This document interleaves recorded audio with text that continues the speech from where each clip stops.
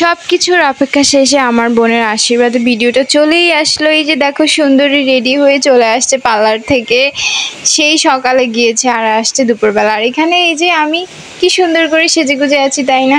মেয়ের বড় বোন বলে কথা, না সাজলে কি হয়। আর এখানে আমার ছোট বোন আমাকে একটা ফুল দিয়েছে, মানে শাড়ি পরে রেডি হতে না হতে একটা ফ্লাওয়ার পেয়ে গেলাম, মানে হোয়াট এ লাকি ম্যান। তারপর আমরা দুই বোন একসাথে একটু পোস্ট দেওয়া ট্রাই করছিলাম। অ্যাকচুয়ালি ক্যামেরাম্যান তো বাহিরে, আমরা ঘরে পোস্ট দিচ্ছিলাম। যাক, আমার বোনকে কিন্তু অনেক সুন্দর লাগছে। কেমন লাগছে আপনারা কিন্তু জানাবেন, বাট আমাদের কাছে ভালোই লেগেছে ওর সাজটা। তারপরে আমি অনেক দিন ধরে ভাবছিলাম যে ওর আশীর্বাদে আট পৌরো করে শাড়ি পরবো, এভাবে আমার খুব ভালো লাগে, যার কারণে যে ভাবনা সেই কাজ আট পৌরো করে পরেও ফেলেছিলাম। তারপরে এখানে হচ্ছে যেহেতু ছেলের পক্ষ ওরা চলে এসেছে, ওদের জন্য কিছু স্ন্যাক্সের মানে মিষ্টি টিষ্টির আয়োজন করছে। আর এখানে আমার বোনের ফটোশ্যুট শুরু হয়ে গিয়েছে।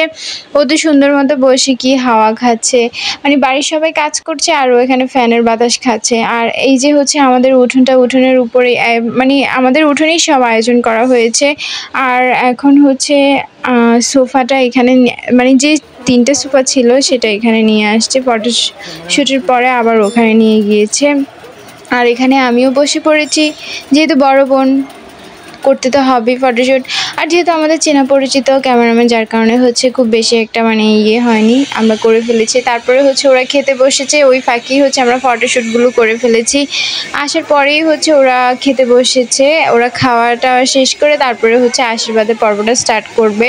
তো এখানে হচ্ছে সবাই সার্ভ করছে। আমার হাজব্যান্ডও দেখেন গরম দিয়ে কত কষ্ট করছে বেচারা। আর এখানে হচ্ছে ক্যামেরাম্যান ওদেরকে হচ্ছে খাবার দাবার দিয়ে, খাবারের পরে আমি হচ্ছে আশীর্বাদের যেগুলো সাজাতে হবে, ধান দুব্বো এগুলো সব কিছু টেবিলের মধ্যে সাজিয়ে গুছিয়ে রাখছিলাম, যেহেতু আশীর্বাদ কিছুক্ষণের মধ্যেই স্টার্ট হবে।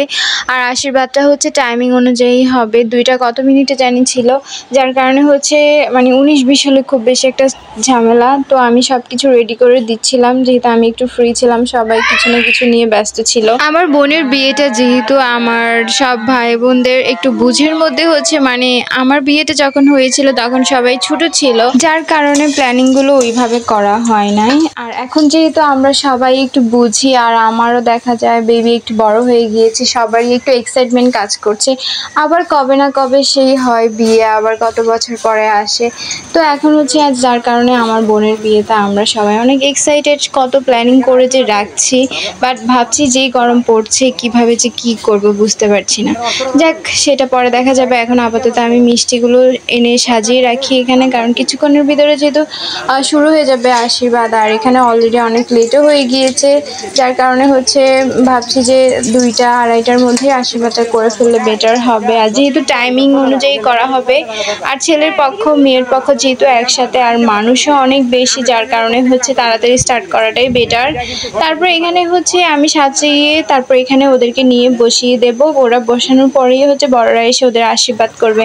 আর এখানে আশীর্বাদ করার আগে ওদের দুইজনের কিছু ফটোশ্যুট বা কিছু ক্লিপ নিচ্ছে ক্যামেরাম্যান, যেটা এখন প্রত্যেক অকেশনেই লাগে। মানে ক্যামেরাম্যান না থাকলে মনে হয় কোনো অনুষ্ঠান স্টার্টই হয় না, এমন একটা অবস্থা।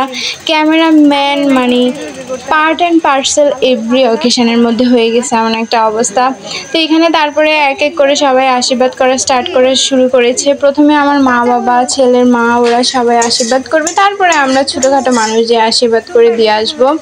তো আশীর্বাদ করতে করতে দেখা গেছে আমাদের 4:30 বেজে গিয়েছে। আর এত গরম ছিল আশীর্বাদের দিন, আমরা ভাবছি যে বিয়েতে যে কি হবে আমাদের।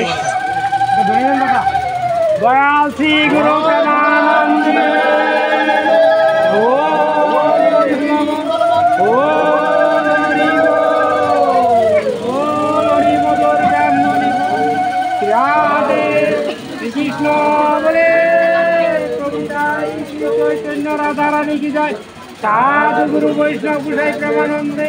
হরি হরি বল, হরি বল।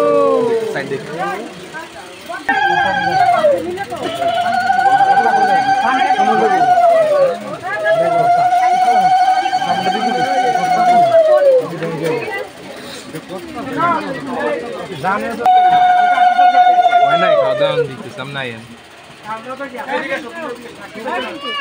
তো আইন না না মানে এদিকে ইয়ে চলতেছেন দেখা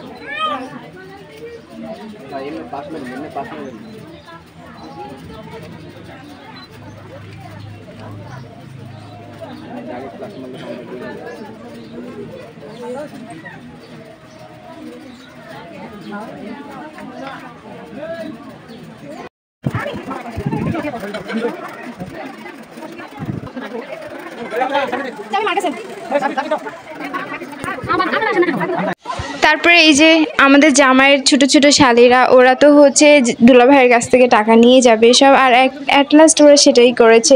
শালী আর শালাদের জ্বালা যন্ত্রণায় আমার মনে হয় কোনো দুলাভাইরা শান্তিতে থাকতে পারে না।